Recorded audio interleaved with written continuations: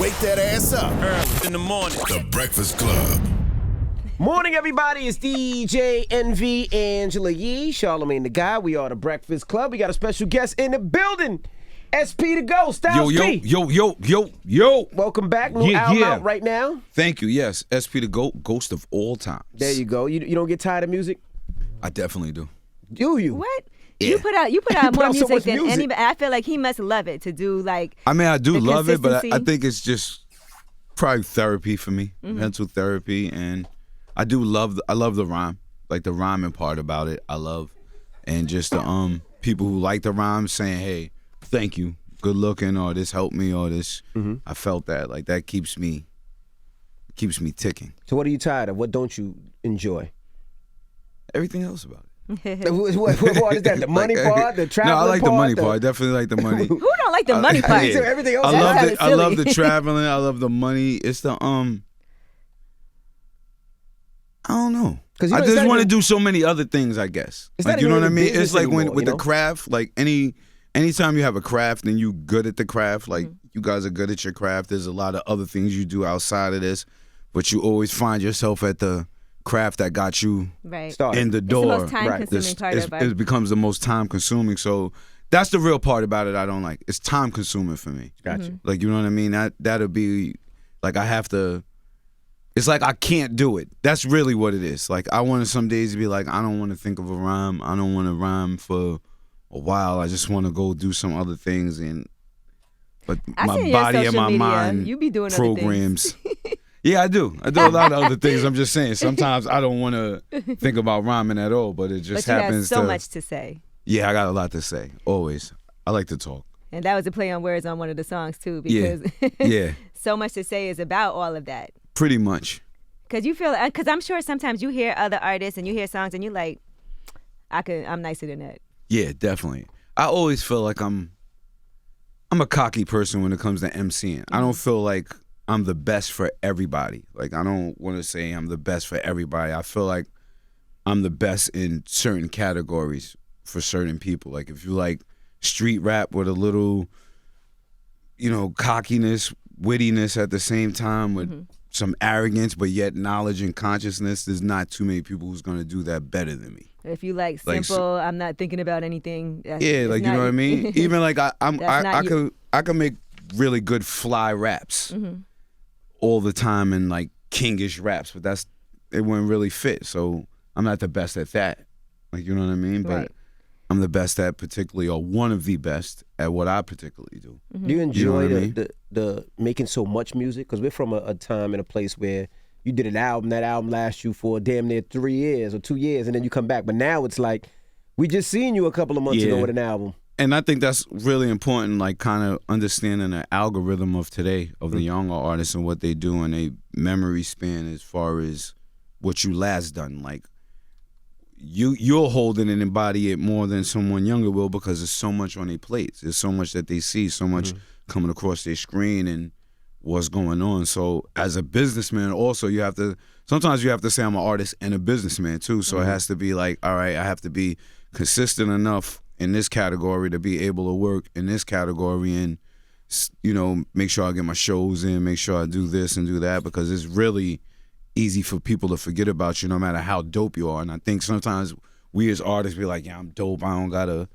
do this. Like me particularly, I like to know what's going on with far as the timing of what's going on in the industry, like how the younger artists are dropping or how they making sure they stay in the views, or they do a lot of things smarter than that we did years ago. It's faster, but some of the things are smarter, some of the things are dumber, but some are actually smarter with how they go about handling it as a business. Like, you know what I mean? So I try to balance it all out, look at both, because I believe you can always learn from who came before you and after you, as well as your peers that came in with you. So I just try to look at it all, juggle it out, what works, The songs see the are best shorter balance for me. nowadays. Yeah, the songs are very much shorter Yeah, 2 minute nowadays. song. Yeah. Smash. You'd be like, wow. Yeah, and that was difficult for me to understand and deal with too, because I'm a third verse type of guy. So You were see- 16, 4, 16, 4, Yeah, 16. so with understanding the algorithm that you wasting your third verse most of the time if it's not a particular song, nobody's gonna play it. Like, you know what I mean? Right. Your album dudes will, but on the radio, you're not gonna get played aux core with a bunch of young people. If that joint is like going on 4 minutes, you taking up too much time. It's done. Like, you know, so you gotta kind of balance it out. But then some joints you have to put a third verse on. Like, it's just mandatory. Like, so, you know, it's a balancing act As at a the end crew, of the day. As a crew, I realized, I was thinking the other day, I was like, all crews, most of the crews in rap have all had a problem. Beef, broke up, not spoke to each other, got back together. And I never seen that with the Locks. Nah, you never will. Y'all never had a problem where it was like, I'm not talking to you for a day, Yeah, nothing? you never will. Really? I mean, in real life, we have problems where we deal with it like brothers. Like, but that's not for the public to know. That's not not gonna for go on us a to Twitter air. rant. Yeah, we not gonna do that. Like, our brotherhood and our family and our bond becomes before music and comes before money. Like, you know what I mean? So understanding that, it gets you a little further. Like, if I'm gonna get a bag and turn my back on my brother for a bag that I could have got with him Right. throughout the years and got more bags. Like, it doesn't make sense, or for a look, like, because you like Kiss better than me or you like Chic better than me, now I'm gonna get egotistical and not want the best for them. That's petty. That's not real. You're not really a man then, and you're not really living by a gentleman's code as far as your brothers. Like, yeah, I want to be the MVP, but if they want to come, that's like us doing business. If they want to come to the juice bar because they like Yee, or they want to come to the juice bar because they like you and not me, and I'd be like, hey, I wish they came here because of me, then Right. how is that good for what we do? How does that make sense and a win for the team? It doesn't. So it's like, all right, whoever's winning is a win for everybody. Whoever's bringing the attention or bringing the light, that's helping us all at the end of the day. So I think some things become beyond money and fame. I think, And ego. and ego. Like, you and our families interact. Like, you know what I mean? And the biggest and deal it's is people. when everybody's together. 'Cause Yeah. then we realize how much more Yeah. people are attracted to seeing the whole crew. Yeah, because that's the biggest thing, and we understand it too, because that's where the energy comes from. That's the foundation. That's what started us. That's what got us through the door. And that code got us through the door, especially being from Yonkers. Like, you know what I mean? So what drives me to keep rhyming too is I'm going to the studio. I know when I show up in the morning or the afternoon, Kiss is there, he's going to be working. I know when I show up in the evening, Sheik is going to be there and he's working. I know they working hard. Then I know we got to make a lock song. Then I know we got to make a song for each other. Then it keeps you motivated. Then at the same time, we have our sons. My son Noah's working. Kiss son J1's working. We got Moxberg in there. We got Nino Man in there. We got Snipe Life in there. Like, you know what I'm saying? We got Dice Pain. We got Whispers. We got a bunch of talent I'm missing too. We got Fortes, Chris Rivers, just Cassandra the Goddess, Snipe Life. Just a bunch of people working. So it keeps you in that energy mode of saying, all right, this is what I do.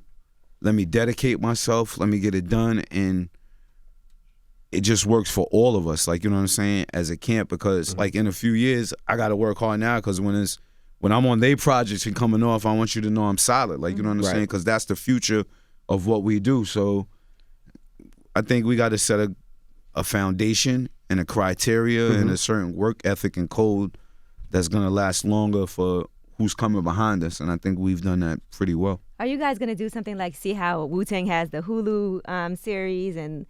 We got an ill documentary coming out for sure. Oh, really? Yeah, it's really like, I actually love it. Like, you know, really, really love it. I think it gives people a great inside look on us. That's A gonna lot be of special entertaining. people in the industry giving their point of view and their aspect, and, you know, how they seen us come in the game and grow, how they feel about us, and just shows our trials, tribulations, and our evolution. You know where it's going to be, or we got to wait? Nah, we still doing business on that right now, but I know it's shot well. You know, it's When we get the screener, can we yeah. see like? Yeah, I'd love definitely. to We're see gonna that. do it big. We're gonna do it big with this one, because I think a lot of people know our story, then there's a lot of people who want to know our story, and And there's a plus lot of y'all went people through so who many sort of eras. know our story. Yeah, like we're the everlasting era guys. We've made it through many eras, and We're still standing. Because that's a lot of insight as to what was going on, like in different time periods of hip hop, with different crews and different deals that you had, and how to get out of it. Like no one got out of a situation like the Locks got out of a situation in history. Nah, not at all. I mean, we understood the power where we came from, and threatened to throw a fridge and Puff out a window. I love Puff too, man. That's my big bro, man. Yeah, I mean, I think it's just the evolution of understanding the power you have, what you're working with, how to deal with the industry, doing good business, doing bad business, understanding your flaws and your wrongs and your wrongdoings throughout the years, and just trying to, grow and get better. That's all I want to do is really grow and get better and get smarter and be around smarter people. I want to make money. I want to have a good time. I want to travel. I want to enjoy myself. I want to blow all the money, then do it all over again, like every month. Every month. You mentioned your son, so your son's in music. How is that? Yeah, he's a producer. Yeah, he's produced on He's produced on all the projects I did last year, and he did Raw Dreams on this project. He's also an artist. It's really dope. Like, you know what I mean? I kind of always knew it though. You critique him much? Definitely. And he critiques me too because we live in two different areas. He doesn't critique me too much with my artistry. He critiques me with my knowledge of the rest of the artistry that's going on and knowing, like, so I have a young man in the house to be like, Dad, this is what's going on, and first of all, we father and son. So he's a 20-year-old who's looking at a 44-year-old man. Besides music, it's like, damn, Dad, you be doing old stuff here and there now. Like, you know what I mean? Like, you cool, you real cool, but here and there, like, you ain't up on everything. Like, I'm anything electronic, I'll go in the house, I don't even look at, yo, Noah, fix my phone. Do this, like, get the Wi-Fi working. Yeah, Fire Stick, phone, 4G, anything. Immediately, I don't even give it a shot. But then he also knows that he comes to me for my wisdom for certain things. So it's a good balancing act. It's a great relationship. I have a good time working with him and just watching his artistry grow. He seems very serious every time I see him. He's a real quiet, serious dude. Yeah, he's real cool, but he's just very to himself and focused on what he's doing all the time. Not a loud guy. Right. Cool. Yeah, it was great. He grew up the exact opposite of me. Like, that's what I say. I did a great dad job. We have a lot of likenesses and manners, but the way he carries himself as a young man was much wiser than I did at that age. He's 10 times wiser than I was at that age. He observes everything. Yeah, he definitely does. He definitely does. I seen you went to South Africa a couple of incredible weeks ago. Ooh. That was your first time? That was my first time. They called me. I go frequently, and they called me. It was like, Styles has never been here. You tell him if he needs anything. Yeah, they was holding me down. So how was the experience? That was the most incredible experience I had in a long time because my my mom's from South Africa. She's raised in Durban. So to just to go back and experience with her, because she hasn't been back since before I brought my mom, my wife, my son. So we just had a great family experience. And for my mom to had experienced apartheid and just, coming up during my life, that's why I'm so probably blacker than the average person, like when it comes to conscious stuff. So I've always heard, how my mom come up. My mom always told me what you think is rough is nowhere near rough. Right. What you think is hood and is ghetto is not. Like, you know what I mean? So for her to see the change and to go about and just to go experience a land where you look out and you see so many brown people at once, I didn't even think about like that landing off the plane, that just when you're walking around, everything you see is brown. Like you know what I mean? Like, and just I've never been like, yo, welcome home. Everybody telling me welcome home, welcome home, welcome home, welcome home, welcome home.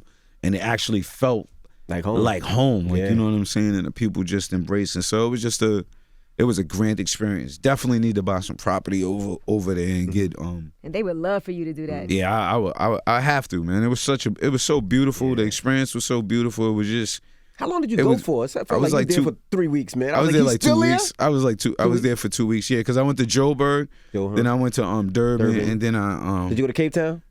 I got to go back to Cape Town. We're supposed to go to Cape Town, but then we went to the safari. Lady Lady something. I don't want to Yeah, say I it saw wrong. that you was Yeah, my wife. My wife gets me to risk my life a lot. I've been hot air balloons, safaris, animal stuff. Like you gotta love it though. Yeah. It's super dope. They loved you over there. They kept calling me. It's like, yo, SP is so cool. Yeah, he's a legend. I had a ball. Like, you know, I felt really good. I was chilling. I was in a club, laid back. Like, you know what I mean? I first got there. I went to like a walkthrough. I was like, this is cool. I got paid as soon as I got there. I'm like, oh, he's home. Walkthrough. I'm like, oh yeah.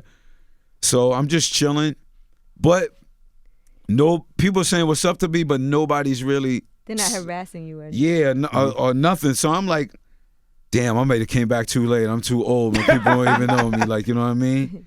And then mad people just start, and it was like all and I was bugged out because I was in a club looking like, yo, this really looks like America in New York City. Like, they got on Rollies, APs, big chains, diamonds, newest Air Max, Yeezys, this fly, that fly. They popping bottles of sparklers. It's money. And their music was, they was playing solid music, like solid dope music. So then somebody came, then everybody just started bringing me bottles, this and that. And the young guy came to me, he said, man, I didn't know it was you. And I was telling my young boys, we got to start eating fruit and veggies. Like, he's 40-something. He looked just like us. So I felt so good that they even knew about the juice bar and the whole everything. So I had a beautiful time. I had a blast. And they love music there. They really appreciate they and love embody music. that. Like, so I had a blast, man. My favorite place to go. Word. Now let's talk about this album a little bit. So now we're recording this album, right? Yeah. Do you do anything different than what you used to do? Because before I'm sure it was follow a certain protocol, but now you're independent. You don't need a radio record. You don't need this type of record. What's your protocol in doing an album now? I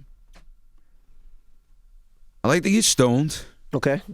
I don't believe you. Okay. All right. I like the dark room, and I like to use the I like to feel like I'm in a zone of being creative for a certain amount of time. I like to work with the energy that's in-house now. Like more so now, I like to work with what I have. Is that because business, or is that because of? No, it's because it's in-house, and that's just the energy that you're there with. Gotcha. Like, you know what I mean?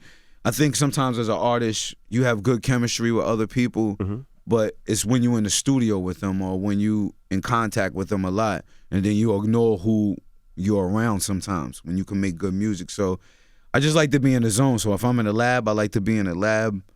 I like to be around, because that's the young people that I'm around are actually my family, my close friends, and my unit. Like, you know what I mean? So I like to be around all the youth here, what they saying, their thoughts, their ideas. Got you. Then I like to bring my flavor, because I feel like that's my most comfortable spot of just saying I'm gonna put this body of work together, because I'm in this zone right now. Like when I work with, I'm gonna work with Alchemist again, but I just kind of want to work with Alchemist. When I work with Scram again, I'm definitely gonna have them on my next projects. But I also like the pocket that I make with them. Like, there's a pocket with Green Lantern, Alchemist, Static Selector, Scram Jones, Vinny Idol, Pete Rocks, A-Rap Music. These are people that, like, far as me as an MC, when I lock in Knife Wonder, there's a lot of people that I just want to get in that zone of being like, let me knock these 4 joints out, these 5 joints, because now it's the wave instead of let me get this one from them. Because as an MC, that's cool and it's dope when you're doing an album, but sometimes I'm all over the place. I want to do an album, I want to do an EP, I want to do a project, I want to mix it up. You're like, I'm going to do an album with Dave East, and then I'm going to do a whole album with this. Yeah, my next one will be with my son. Wow, for sure. Really? Yeah, my son. He's probably like, Dad, come on. Yeah, like, we got some joints, and just from listening to all the beats he's done on the project and the way he approaches it. But I wanted to make it where we do it, and it's not just me. Like, you know what I mean? So, like, I had to warm up into that, too, like, understanding how the youth goes. Because certain things he do, and they play in the house, and they know. They'll tell you, I'm like, I'm good. Like, I'm all the way. I don't even know what they said. I can't.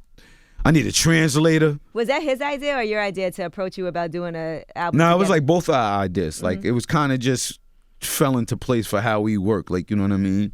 And like, cause he'll be in the room and he'll be like, nah, Dad, you need this one. Or you haven't attacked this, and young people will want to hear you as a middle-aged dude trying to do this, but with your style.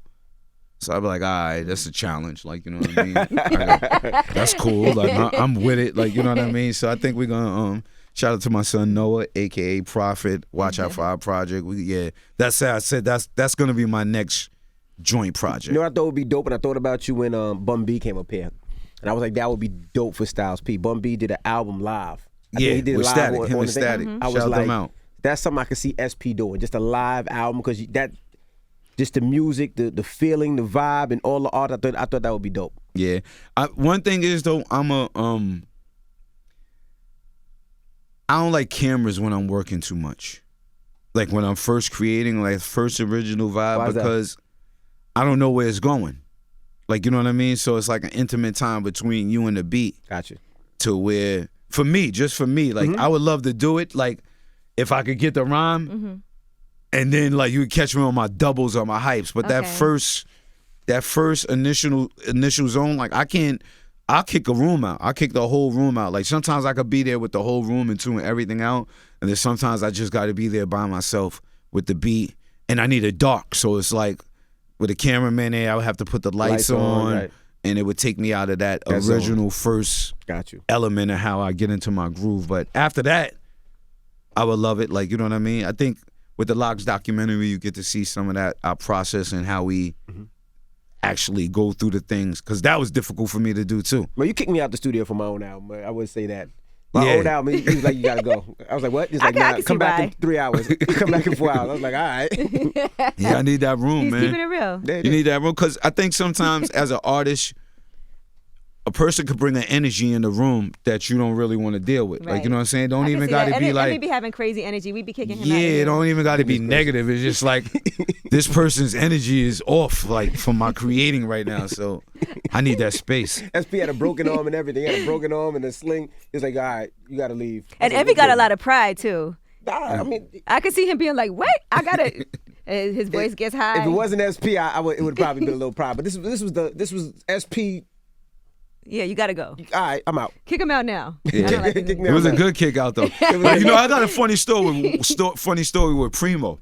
I went to lay in the studio with Primo. He never seen me work before. I've worked, but he never actually got to see me. And I just smoked and lay down. And I said, give me a little while.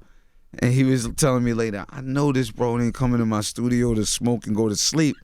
Like, you know what I mean? Yeah. He probably thought I was going to write or do some things. So and shout out to Pitch Black. It was a Primo and Pitch Black song. So I smoked, laid there for a minute. I got it because he's Primo. Right, like, I can't kick Primo out. Right. But he's Primo, so it's like I got to block everything out, though. Like, you know what I'm saying? To get into this beat. If I'm thinking of him, and the group is going to throw me off from what I'm trying to do. So I just smoked on my hoodie on the couch. And like sometimes I go like into a half sleep zone or like 75. Sometimes I'm just flat out sleep too, be honest with you. But I'm like working in my sleep because I think for a lot of you young MCs, here's a trick too, man. I'm it's a jewel today. Sometimes you got to wake up to the beat and go to sleep to the beat. Because your conscious will work when you sleep, whether you know it or not. Like, you know what I mean? Or it'll tap into something. Like, you know, so I'm used to, and I practice a lot. So, I mean, it's my craft. How long did you sleep on Primo? It was probably like an hour. I want to say it was an hour. And see, the problem is Primo probably dealt with a lot of artists that fell asleep, so he was like, here goes another one. Yeah. Like DMX slept for 8 hours one time in the middle of the floor. Yeah, right? 8 hours is a lot. In the middle of the floor, studio, fell asleep. And people were scared to wake him up. They was like, you wake him up, now you wake him up, now you wake him up, now you wake him up. That was the best 8 hours he probably had in a long time. Nobody touched his ass either. They let him sleep. Let him sleep. He got up, all right, let's go. I was like, it's 4 a.m. All right, I'm ready. Let's go, wake everybody up. But that was X. That was back in the day. Now, you end the album with I Ain't Shit. So tell me about that decision to make that the last song on the album. I think a lot of people get caught up nowadays with pointing fingers. So that hook was more of a play is, okay, I ain't shit and you ain't shit either though. Like, so we ain't got to get confused about calling each other who's shit and who's not shit. Like, you know what I mean? So I'm cool. Like, you know what I mean? I get a lot of, I'm cool with like being a bad guy sometimes, and I'm cool with being a good guy. So you know, with social media, you get a lot of shit talkers, a lot of you ain't this, you ain't that. Okay, fine, I'm good with it. Like I'm cool with it. Like I like I'm no longer physically aggressive or harming anyone or doing anything negative. So I'm trying to outgrow this too. So Twitter and social media was like my way of lashing out when someone says something smart to me without actually physically lashing out on somebody. But now I'm trying to outgrow that too, like just to the point where I'm cool. Like if I'm that, I'm gonna say something smart here and there, but for the most part, I just want to be cool. Like, you know what I mean? You have I'm trying to thoughts. Yeah, my random thoughts are pretty crazy, but it's me. Yeah. Like, you know, I think that's where we live in a world where people are scared to be themselves, say who they are, with the judgment of other people saying you're this, you're that, you're crazy, you're this, I don't agree with you. Cool. Yeah, because sometimes on Twitter things can be taken wrong too. Like when you might mean something because you're watching something and then you're commenting on it on social media, and then people have no idea where it came from, and then they're like, "What the hell is wrong with you?" And why does it really matter anyway? Like I think we get all too caught up nowadays on feeling like we all have to agree or see things a certain way, or like that's not actually the case. We don't. As long as you respect me, and I respect your opinion. And I'm not disrespecting you. I don't have to agree with it. Like, you know what I mean? I don't have to say, okay, Yee thought this, Envy thought this. I got to think this way, as vice versa. As you don't have to like my sneakers, my clothes, my tweets, my phone, my look, my anything. But you could just go on about your life as we all should. I think we all pretty much, and I'm very much have been guilty of it. So I want to grow. I think we all somehow. Not all, like a lot of people, I would say that's wrong to say. A lot of people somehow, when you get too caught up in the social media thing, there's some type of negativity you'll indulge in, or judgment, or passive judgment, or become too opinionated. Like, you know what I mean? There's people that have been opinionated about, or things I have been opinionated about, and I had to say to myself, well, if social media was out when I was doing a lot of things back then, it'd be over. It could have been over. I don't know how a person would look at me. So I think as we all have times in our lives where we do wild things, stupid things, dumb things, regrettable things.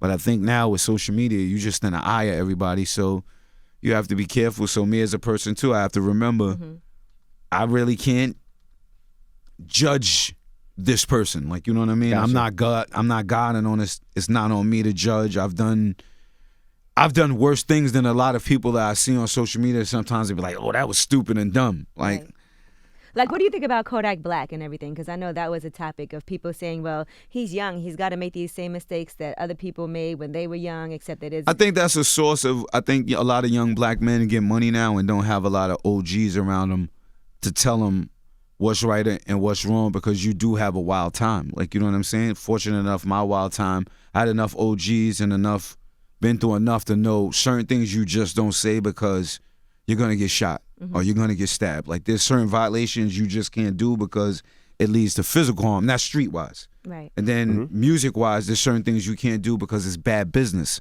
and people won't deal with you, or you will lose money, or you will go to jail and lose time. I think he needed somebody more in his corner to really explain to him how much success he has accomplished over the years, how he almost lost it and how he's risking it with the cases, and how, you know, think back on your life before this and how much you had and how the life was and how rough it was when you didn't have money. Think about this life and think about the risk you're taking. Like, you know what I mean? Right. I've done a lot of, like I said, I've done dumber things than Kodak Black at that time. I've allegedly shot someone. I've allegedly stabbed someone with being famous. So I can't really say I haven't spoke bad to people though, and I haven't been disregarded people's families at certain moments with certain times.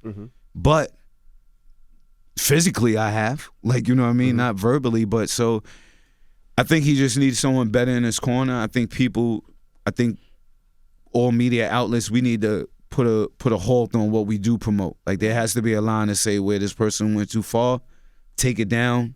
Don't pump it, don't promote it. And you need an OG. I think the OGs who's around him or wherever he's from, or whoever that's connected to him that has his line, needs to hit him on the line. And sometimes he may be in that zone where I think a couple people did reach out to him, and it was more. He didn't want to hear from him. He didn't want to hear from him. So. And it was very public.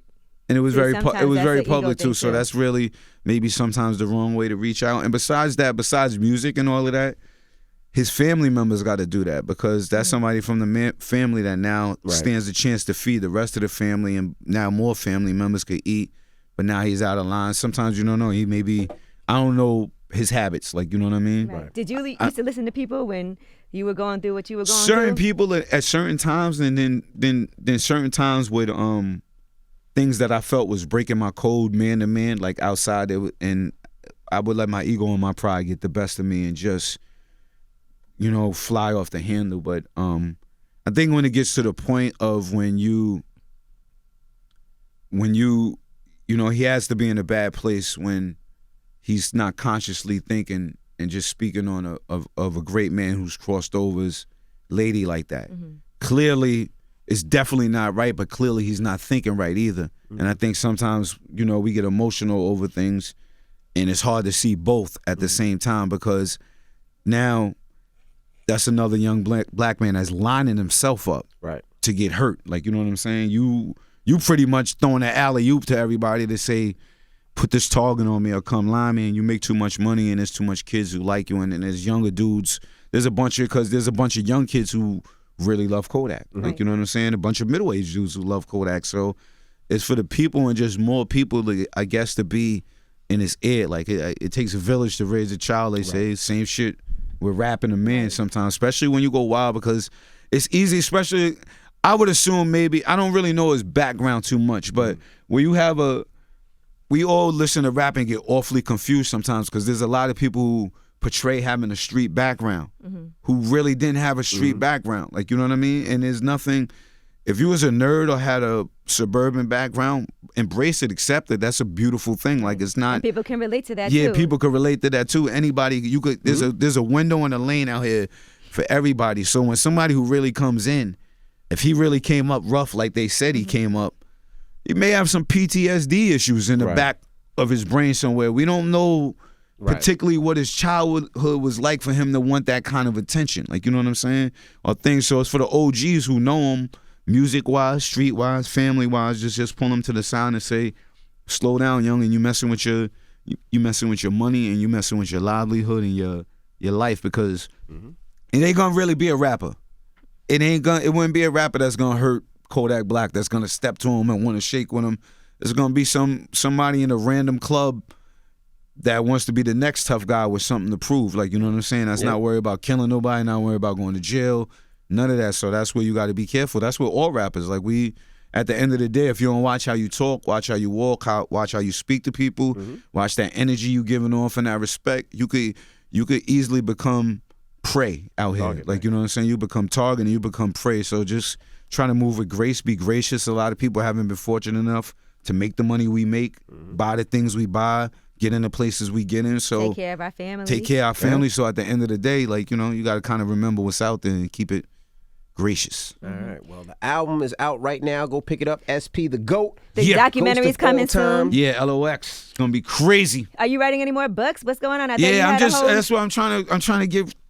I think after this, get ready for this Locks album. It's gonna be insane this year. I'm gonna do a project with my son. Then I may do something else. Then I may take off. Because it's May already. The first half of 2020. Go back and focus on the books. Yeah, I might go to Africa, write the book. Like, you know what I mean? Goddamn right. Do you get inspired musically when you travel all around to different places? Yeah. I think I get musically inspired from life, so that's why I keep making music, just traveling and going different places, seeing different lifestyles. It's a very humbling experience, like, you know what I mean? Just to get so much culture, see so many different people. See how much you don't know sometimes. See how much you don't know, see how big the world is. And just sometimes, I think traveling kind of, for me, it makes me appreciate the things I don't appreciate here, like the small things. Like, sounds weird, but I travel, I could appreciate the sky, the sun, the moon, the clouds, the stars, just standing there, air, stillness. Like, you know, I'm in New York, I want the bag. Calling the whole vein, what's the check, what's the next move, what we get into, like, you know, all my thoughts is how do we get to this bread when I'm in New York, family thing, juices for life, pharmacy for life. You know what I mean? So I think traveling gives you a minute to settle down, breathe, see something different. Relax a little bit, open your mind, and open your energy up. Well, thank you for joining us, SP. Thanks for having me. Pleasure. It's the Breakfast Club. It's Styles P.